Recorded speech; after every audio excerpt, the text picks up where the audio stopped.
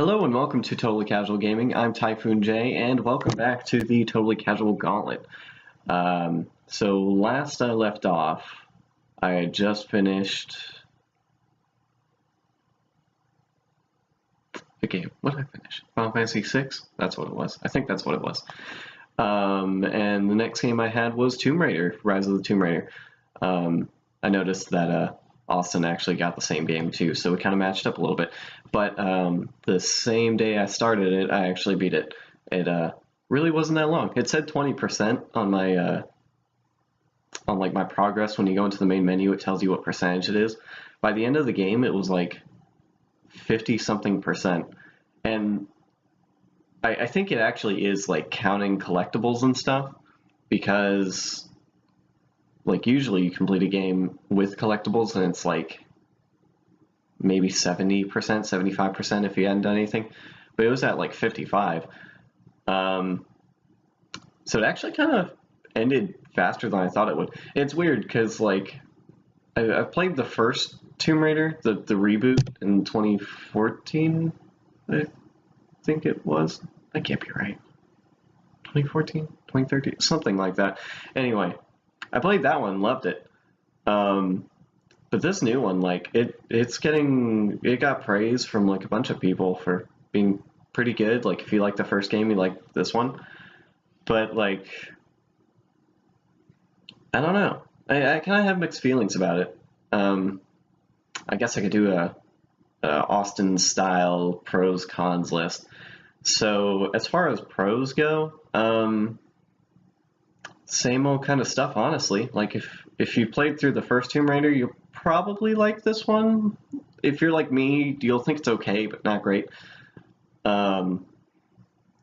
There's like more crafting to be done in the game, which is I kind of like and dislike at the same time.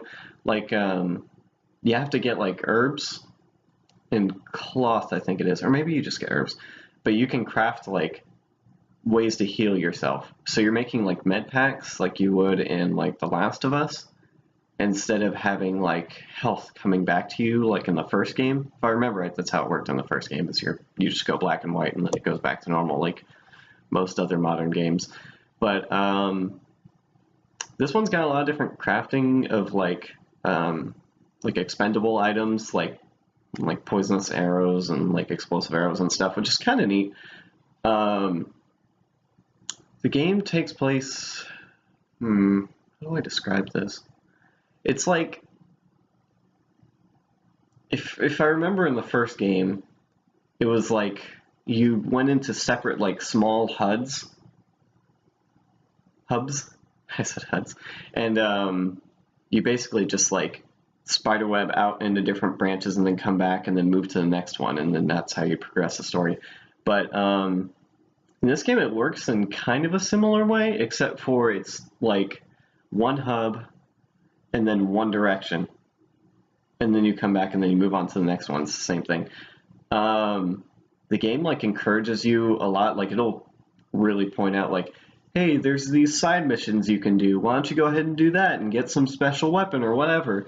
But I think maybe I did one of those and I was like, all right, this is distracting from the like main story, the whole reason I came here to play this game.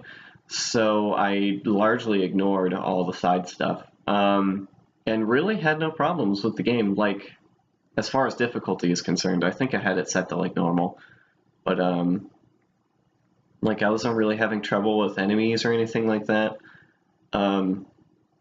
Just more or less like controls that I had to kind of get used to, especially coming from Final Fantasy VI, which is like purely digital. Just a forward control. Like you push that immediately, that's what it is.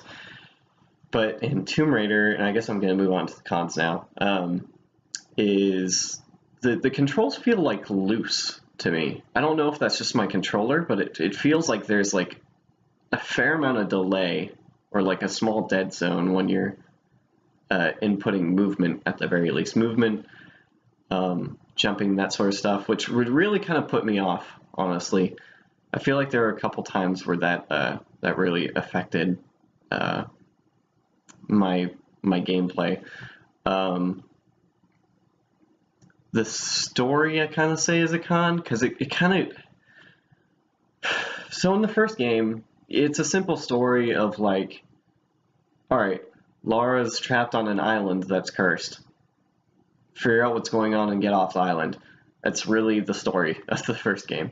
But this one, it's like, you get stranded on a mountain, and then you meet like a secret civilization, and they're like the protectors of like the Fountain of Youth type of item, but like this like big military group that's been around since the Crusades is trying to get this item, and you have like helicopters coming in and like attacking stuff, and a bunch of like militarized dudes in the woods that don't know any better, like they realize Laura's going around and killing people, but you know, they just don't do anything about like grouping together and staying, because that would be like the one weakness.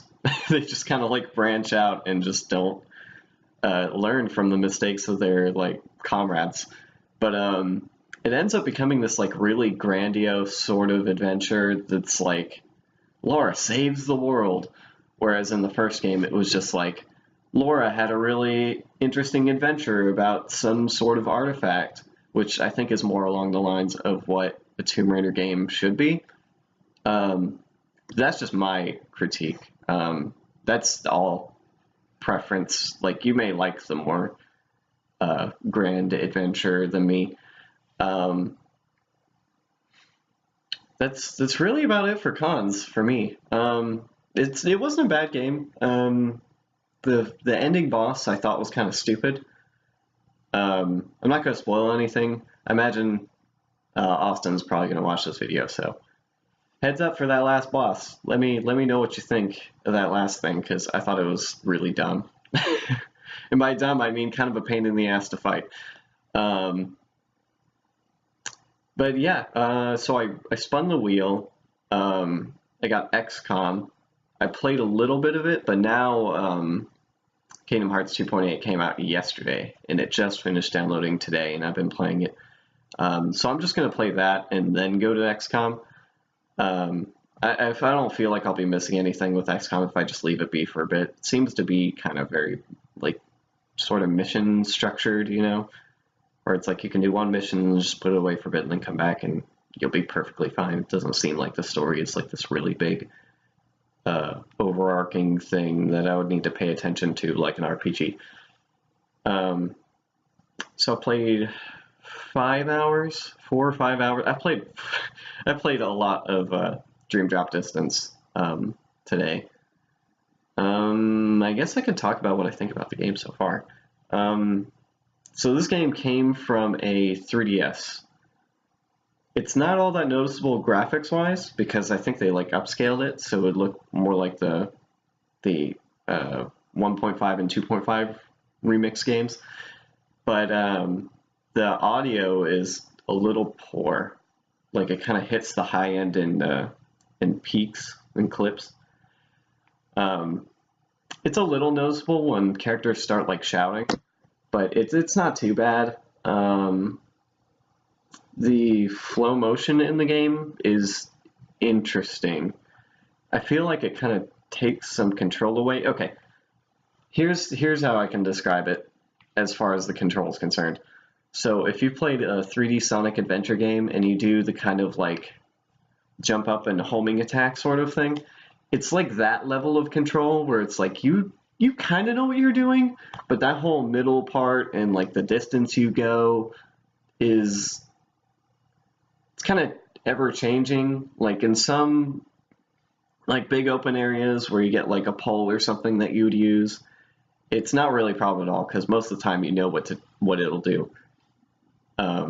But like in close corridors, you could like jump around and then accidentally like hit the button for the wall, and then it'll like jump off the wall and then go flying some other direction. You're like, oh my god, Sora, just stop! Like, I just want to kill the Dream Eaters. I think that's what they're called. They're not Heartless in this game; it's something else. But the game's fun to play. I find it interesting that you can like take the Dream Eaters and kind of have them as your party. and like level them up, and they'll give you like more abilities, which is super cool in a way for the game to basically give you Donald and Goofy kind of supplements without actually throwing them into the story. The drop timer mechanic, I don't know what the heck they call it, but basically you have Sora and Riku that you're both playing as, and you swap between them through what they call like drops. So you'll go into a level and you'll have like basically just like a timer, and once that timer runs out, you swap over to the other character, which is kind of neat because it keeps you on track and keeps you reminded, oh hey, I gotta still do stuff with Riku while it's, I've like gone so far with Sora.